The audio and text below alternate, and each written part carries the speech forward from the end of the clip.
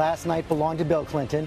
His 10th and most personal convention speech, intimate, conversational, ambling through his love story with the woman he called the real Hillary. Much of it's so familiar after all these years on the national stage, but of course it was another first. Never before has a former president made the case for his wife on that stage. ABC's Cecilia Vega was right there on the floor for all the big moments. Good morning, Cecilia. Hey, George, good morning to you. A 42-minute speech from Bill Clinton. This wasn't, as we've seen him so many times at past conventions, Bill Clinton addressing this convention hall as the former president. This time, this was Bill Clinton, the husband. It was a surprise appearance from Hillary Clinton as she crashed through the glass ceiling of American politics and officially clinched the Democratic nomination. What an incredible honor that you have given me. And I can't believe we just put the biggest crack in that glass ceiling yet.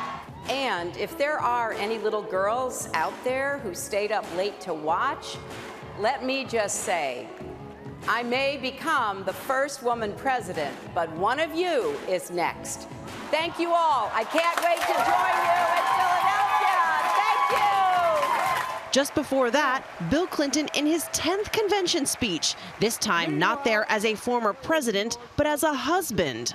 In the spring of 1971, I met a girl. With daughter Chelsea looking on, Clinton sounding like a man telling a long family story, giving a play-by-play of their lives. I said, I really want you to marry me, but you shouldn't do it. She smiled and looked at me like, what is this boy up to? She said, that is not a very good sales pitch. A speech that was deeply personal and deeply political. And she is still the best darn change maker I have ever known.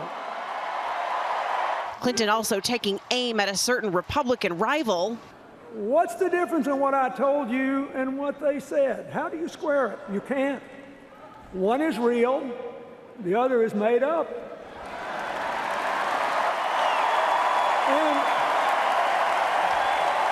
And you just have to decide which is which, my fellow Americans.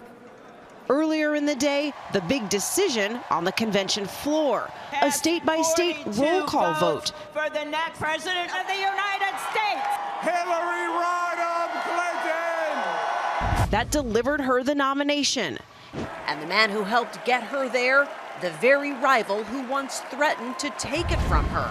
And I move that Hillary Clinton be selected as the nominee of the Democratic Party for President of the United States.